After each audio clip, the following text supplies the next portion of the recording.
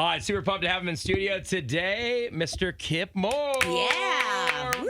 What's up, man? Hey, I'm just happy to see you guys. It's been years. Yes. Dude, I haven't seen you in person in a long time. I talked to you on the phone a couple of times, but I'm glad you're doing well. It's been a long time. Yeah. What have you been up to? Are you surfing right now? Where are we At at? least 4 or 5 years. For sure. Oh, yeah. What are you doing? You surfing right now? What's going on? Man, I tell you what, this year has been this has not been a good year for surfing. I got first off, I was supposed to hit Costa Rica at the beginning of the year for like a month, and I caught COVID for the first time. It's like I made it all the way to the end of the year, last show, and I caught COVID right before I was supposed to go for a month, and that kind of got in the way of that. And then this year we've, we've already done probably 45 shows. Wow. So it's been intense. I mean, I made a point to be like, we're going to play as much as we can. Yeah. Because it was a year and a half of, I stuck with my guys through the whole thing. So I bled out for a long time. So Yeah. it's like, I need as many shows as I can get to get Good this man thing for doing moving, that, by the way, to Kip. rolling back. Taking care of your own, that's pretty cool, man. Yeah. Not everybody was able to do that, so I think that's a really commendable thing to be able to take care of them. I think what helped me a lot was I've lived such a very, very simple life. Like I've just and so when that kind of moment comes, it's like, okay, I already felt super blessed where I was at. So it was just like, I can hang in this thing for a while and just, So if you and I are brothers, you're the one that listened to Dad. Because I definitely didn't. I spent all my money, buying toys and stuff like that. Yeah. Why don't you listen to your brother Kip, who actually saves his money because he's prepared for these type of things? It's funny. My business management, they'll call me all the time. They're like, "You're the biggest enigma. We can't figure you out." And they're just like, we have meetings. We have quarterly meetings, and they all laugh. And it's this, this big firm that handles all the artists, and they're like, "We actually think you're doing something shady that we don't know about." Because they're like, your account is the exact same since 2010. We see Kroger, and we see different surf shops where you buy surfboards, and that's it. We're like, we don't know where anything else is happening.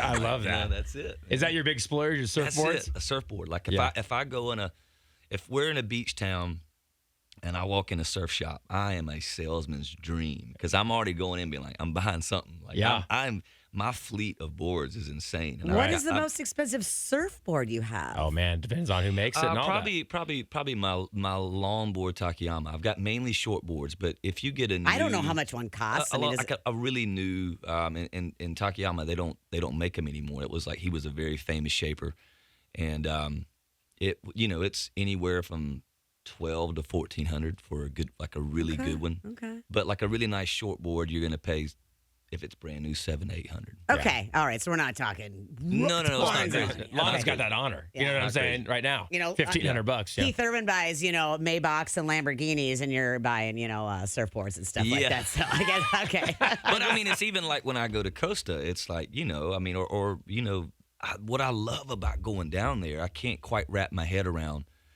And it's to each its own. I understand that. But, my manager used to say, like, when I'd say, hey, I need you to get me a place, you'd be looking for me a place, my tour manager, whatever, you don't want to stay at the Four Seasons. I'm like, heck no. No. And it's not anything bad about the people. It's just that you're not experiencing anything different. Like, all you are is surrounded by other tourists that are probably from America too, or Canada, and you're all like in this same little bubble talking about the same thing. So when I go, I try to immerse myself as much as I can, like in the thick of it. Yeah. I'll find myself eating tacos out of some garage that they've turned into a restaurant because there's no FDA there. And, and I'll be the only one that can't speak the I'll be at the language Four well. Seasons eating. And I love that. Going to somebody's garage Point, though. taco I mean, place. that's a really but good I point. love that you do It's that. great. Yeah, I love just that get you a do dirt that. bike, and I might end up 5 hours away from where I'm staying, and then I'll stay in that place for a night, and then That's I'll awesome. kind of, so. All right, for we're going you. on vacation together because that sounds awesome. That's Yeah. right up my alley, no doubt about it. Kip Moore in studio right now. He's going to be at Pig Jig with Lady A on October 22nd at Julia B. Lane. The new single, Crazy One More Time. Kip, talk to me about this. I mean, this is it's always great to have new music from you. And, talk about going through the COVID situation and kind of that time where you were bleeding out and supporting your band. Do you find that as a writer's block or because you had the time, it was easier? For me, How great of a question was that? No, Thank you. it's actually like, hey, look, number one, I'm going to be honest. It's nice to get a decent question. I appreciate it. For me, I write every single morning. It is a cathartic process for me. I do it every morning. I can't stop. It's always something going on. So I try to suss out first thing what I have every single morning. But I did find myself when everything got really real, like when you looked up and now we're in May and we're like, okay, this isn't going away. And then you could tell how intense it was getting. I had a little bit of block for a minute, because then all the fear starts to kind of creep in of what's going to happen with your life, what's going to happen with your career, like how's this all going to pan out. And then something happened, about a month after that where I've been better and I've been more sharp. I've been sharper than I've ever been in the last year and a half. So there was definitely something through that also made you really, really think. And it made you really value what things are important in your life. You start seeing things a little bit differently. I never was going to start writing about COVID. Oh, no. I can't stand that kind of stuff. I can't stand when things kind of happen in this world and everybody starts trying to pander to that. Mm-hmm. But I was definitely influenced from it. So I think there was definitely things that came about from it. Like I got a song called Mr. Simple that I wrote. And it just, really embodies what I was feeling at that moment. I wrote it like 1 o'clock in the morning, just sitting on the edge of my bed. I couldn't sleep, and the whole thing just kind of fell out.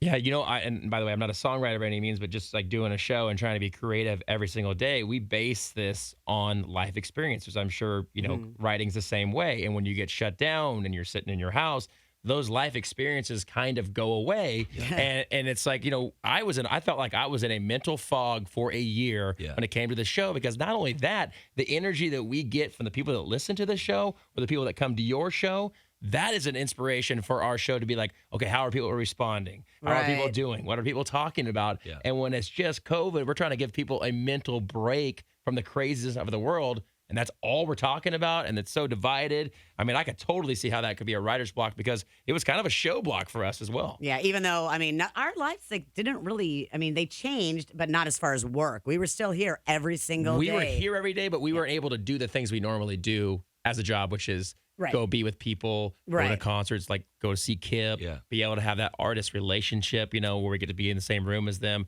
That was a big impact, I think, on our business and our show. Yeah, no, for absolutely. sure. And I think there's two things that happened. I think I hit the block for a minute, but then I think it also that time, if you allowed it to, you could dig deep and process all the stuff that's been going on in your life for the last few years. Mm-hmm. Where when it doesn't shut down, you just keep staying on that hamster wheel, and you never really process whether it's relationships, friendships, different turns you've taken in your life that have led to certain things, and the way you see things. Like I started processing all this stuff that I didn't know I had packed away, and then all of a sudden I started flowing. Yeah, it's the 3Ds, Launa. Yeah, the 3Ds. The 3Ds. I always say when things happen in your life, whatever, whether you can let it define you, destroy you, or develop you. So if that's going to be you, the guy that was always, blocked and couldn't get out of it, destroys you, defines you. Yeah, this is just the way the world is. So that the way I think about the world is just different. Or do you let it develop you, where you find that inspiration? You say, okay, how does this affect my life, and how can I relay that out to people? I think that's something I live by. So that's a great one, because you could definitely see all three of those happening. Yeah, you still see it playing out. Like the tidal wave is still kind of moving from all this. Yeah, and this, device we got through all that is just amplified, and it's just people are off their rockers right now. Right. Oh. So who convinced you, or how much money did you get on TikTok finally? On a lighter note, thank you, by the way, Lana, for getting us out of that for a second. I was just, I first off, I realized I looked around, and my publicist made it aware. So that you realize you're the only country artist that it does not have one of these accounts. And she was going down with, Stapleton, everybody. But they're all doing. Yeah. And you're like, I don't care. And I've just, for the longest time, I just haven't cared. But, at the end of the day, what the place I came to, and for me, it's just another thing that I already don't want to fool with these things. Yes. It was like, it was another thing. But what I realized is I'd be an idiot if this is my job, is to try to get people to hear my music and you're trying to go play shows and you're trying to make a living doing what you do, like it's like if a large part of the population is listening to their music through a certain app, it would be idiotic of me not to explore, okay, let's see what this is about. And I don't have to go be the show pony that starts doing all the awkward stuff that I feel like I see on there now. It's like I can just play music and use it for that tool, you know? I use Mitchell Tenpenny as a great example of this because I think he's a guy that's on the rise, does a lot of writing, trying to get known. So he's going to where the people are, and he's finding out who his core audience is. Now, you've been on the scene a little bit longer, Kip, but yeah, you got to go to where the people are because there's so many distractions going on. So, oh my gosh, Kip just came through oh my gosh, he's got a new song come out. Oh, and I'm already on that platform. Yeah. And that, I mean, you have to do it in a way. So, and it's free marketing. I would be crazy not to utilize it. Right, That's kind of the place I came to. So I guess we've got a big announcement then coming out on TikTok on Friday then, huh? Is that the big thing? Yeah, you know, I've been working on a lot of new music, and we're going to do things a little different than the norm with just releasing a single, putting out the record.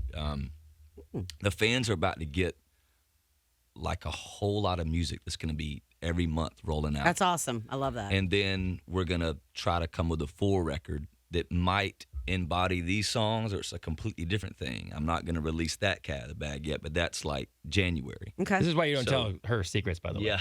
Because we weren't even supposed to talk about that, Lana. Yeah. But don't be telling Lana secrets. Yeah. They're about to start getting a lot of music. I love it. We don't have to talk about it. He didn't have to say anything. He could have just diverted and said, "I don't know what you're talking about." Well, I think everybody's known that I've been working on this music for a while, so we're about to start rolling it out.